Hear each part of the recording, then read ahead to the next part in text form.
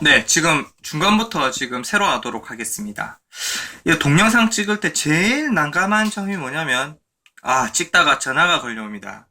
어, 그러면은, 끊으면은 다시 또 오고, 그 어쩔 수 없이 끊었다가 다시 찍어야 되는데요. 자, 우리가 열의 의미까지 배웠는데, 열의 의미를 선생님이 좀 보충 설명을 하고자 합니다. 이 열의 의미라고 하는 게 쉬운 듯 하면서도 과학적으로 파고 들어가면 좀 어려운 개념이거든요.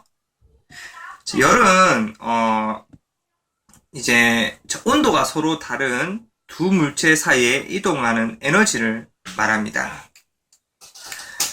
그리고 이 물리학에서는요, 과학에서는 열과 에너지의 개념을 분명하게 구분하고 있는데요. 현대적인 의미로 여러분들 아인슈타인 이전에 그 당시에 제일 유명한 과학자가 그 영국 쪽인데요. 스코틀랜드 물리학자 맥스웰이라는 사람이 있습니다. 그 아인슈타인이 제일 존경한 과학자거든요. 참고로 이제 맥스웰이 죽을 때 이제 아인슈타인이 이제 그때 태어났죠. 맥스웰은 1871년에 열역학 법칙에 따라서 이 열을 어떻게 정의했냐면 한 물체에서 다른 물체로 이동하는 어떤 것이다 라고 정의를 했고요. 측정 가능하다 라고 했습니다. 그리고 물질로서 취급되지 않는다. 이게 이제 현대적인 의미의 열인데요. 그래서 현대과학에서는 이 열이 그러니까 물체에 저장되느냐 저장되지 않느냐, 저장되는 것으로 취급하지 않아요, 열이. 그래서 3학년 때 배우는 이일 그리고 열은요, 단지 한 물체에서 다른 물체로 이동하는 그냥 에너지의 한 형태입니다. 온도가 다른 두 물체 사이에.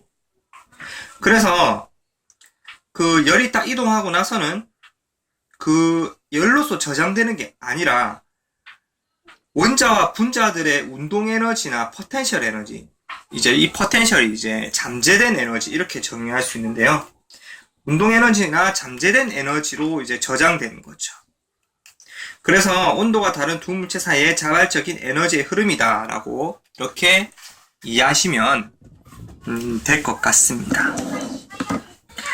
자, 그러면 다시 중학교 1학년 수준으로 좀 넘어오도록 하겠습니다.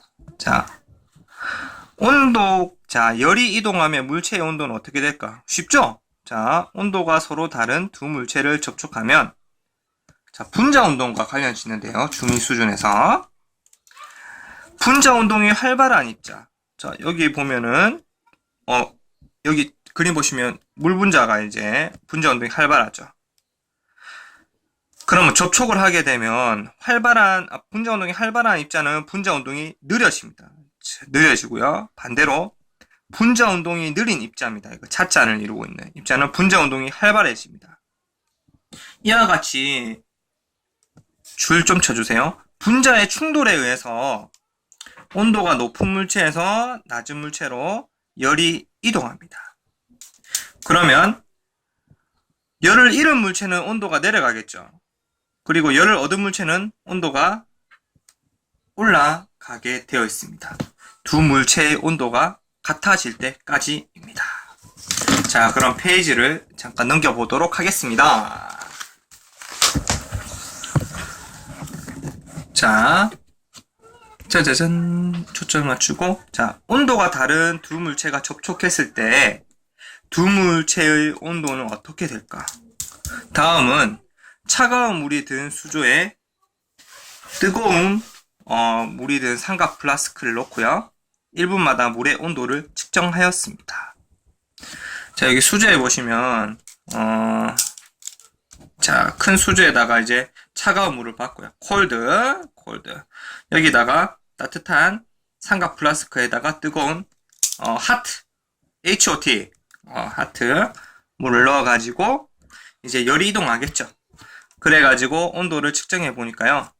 차가운 물은 자 보세요. 20도씨에서 점점점점해서 온도가 올라가죠. 26.5도까지 온도가 올라갔습니다. 여기까지. 뜨거운 물은요, 60도부터 시작해서 온도가 점점 어떻게 돼요? 내려갑니다. 언제까지? 26.5도가 될 때까지. 충분한 시간이 지난 다음에 물의 온도는 어떻게 되는가?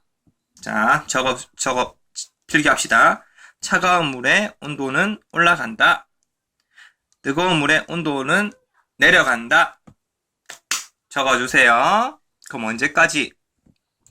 두 물의 온도가 같아질 때까지. 그냥 계속 내려가고 계속 올라갈 수는 없잖아요. 두 물체의 온도가 같아질 때까지 열이 이동합니다. 우리는 이런 상태를 뭐라고 부르냐면 열평형 상태라고 부르는데요. 자, 차가운 물은 열을 얻어 온도가 올라가다가 뜨거운 물은 열을 잃어 온도가 내려가다가 충분한 시간이 지나면 두 물의 온도가 같아진다. 여기다가 줄을 치도록 하겠습니다. 자, 이와 같이 열의 이동에 의해서 두 물체 온도가 같아지는 이 상태를 자, 세 글자로 뭐라 하냐면 자, 따라해보세요. 열평형이라고 합니다. 그래서 여기 그래프에서도 표시하면 자, 온도가 같아지는 이 상태를 여기 적혀있네. 열평형 상태. 쉽죠? 우리 학습 목표 뭐였니? 열평형 상태가 무엇인지를 설명할 수 있는 거였는데 이렇게 간단하게 설명됐잖아. 그냥 두 물체 사이에 열이 이동하다가 온도가 그냥 같아지는 거 이겁니다. 자, 그러면 우리는 이 적외선 카메라를 사용해서요 열평형 과정을 색으로서 우리가 관찰이 가능한데 더운 물이 담긴 이 수조에다가 찬물이 담긴 비커를 넣었어요. 그래서 열화상 카메라로 찍으면은 이 가운데 비커 찬물은 온도가 점점 높아지겠죠. 열을 얻어서. 그래서 파란색에서 점점 어떻게? 노란색으로 나중에 변화되고요. 그 다음에 더운 물은 어떻게 돼요? 붉은색에서 점점 어떻게 될 시간이 지나니까 노란색으로 변하는 모습으로 보아 온도가 같아졌죠? 그럼 무슨 상태? 열평형 상태에 도달했다라고 하는 것을 알 수가 있습니다. 쉽죠? 하나도 어렵지 않습니다. 자, 근데 뒤에는 더 쉬워요. 자, 열평형 상태의 이용. 이거는 그냥 간단히 읽어보도록 하겠습니다. 자, 여러분들. 이 여자애 뭐죠? 이거 체온계. 체온계. 체온을 측정할 때 체온계를 몸에 접촉하면 따뜻한 몸에서 체온계로 열이 이동해요. 그럼 체온계의 눈금이 올라가거든. 나중에는 몸하고 체온계가 어떤 상태? 온도가 똑같은 상태? 자, 여기다가 줄 쳐라. 열평형. 그러면 체온계의 눈금이 멈추게 되고 이때 뭐 체온계의 온도나 몸의 온도나 똑같죠? 그래서 온도를 측정하면 됩니다.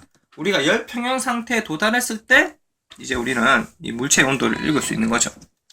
자, 여름철 여러분들 야외에 나가면 여러분들 야영 좋아하시죠? 계곡에 가면 텐트 치고 부모님이랑 친구들이랑 수박과 같은 과일을 시원한 물 속에 담가 놓았다가요.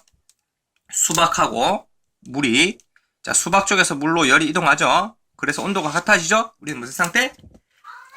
똑똑하네. 열평형 상태. 그래서 시원해집니다.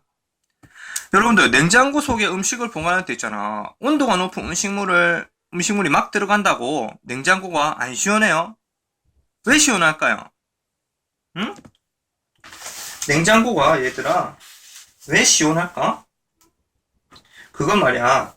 그 냉장고 안에 있는 열이 바깥으로 빠져나갑니다. 여러분들 냉장고 뒤쪽에 손 대보면요 뜨거워요. 그래서 그 냉장고는 냉매를 이용해서 계속해서 냉장고 속의 열이 밖으로 빠져나가게 되어 있거든요. 그래서 열을 잃으면서 온도가 내려가므로 냉장고 속의 온도는 항상 같은 상태가 된다라고 되어 있습니다. 이것도 열평형 상태 되겠죠. 열이 이동하면서. 자, 그러면 여기 물은 따뜻한 공기 중에 있던 온도계를 찬물이 든 비커에 넣어 물의 온도를 측정하였다. 열평형이 되었다. 유리와 찬물의 온도는 가까웠거든. 야, 찬물은 온도 올라가지? 온도 올라간다 적고요. 유리는 온도가 내려간다. 언제까지? 온도가 같아질 때까지 적어주세요. 스스로 확인하기. 이거 빨리 하겠습니다. 끓는 물에 삶고 있던 달걀을 찬물에 넣었다. 분자 운동이 빨라진 게 뭐예요? 찬물 온도가 낮은 거. 느려진 거, 온도가 높은 게 누구였어요? 달걀이었죠. 그리고 2번도 쉽게 할 수 있고요. 3번은 선생님이 그냥 간단히 풀어줄게. 뜨거운 물체를 밀폐된 통에 넣으면 통 속의 온도가 올라가는데 뜨거운 음식을 냉장고에 넣어도 냉장고 안에 온도가 올라가지 않는 까닭은 자, 선생님이 아까 설명했는 건데요. 냉장고 내부의 열을 강제로 외부로 내보냅니다. 방열기를 통해서 냉장고 내부의 온도가 그래서 일정하게 유지되는 것이죠. 이거는 아마 2학년 때인가 3학년 때인가 좀 더 자세하게 배우게 될 겁니다. 끝.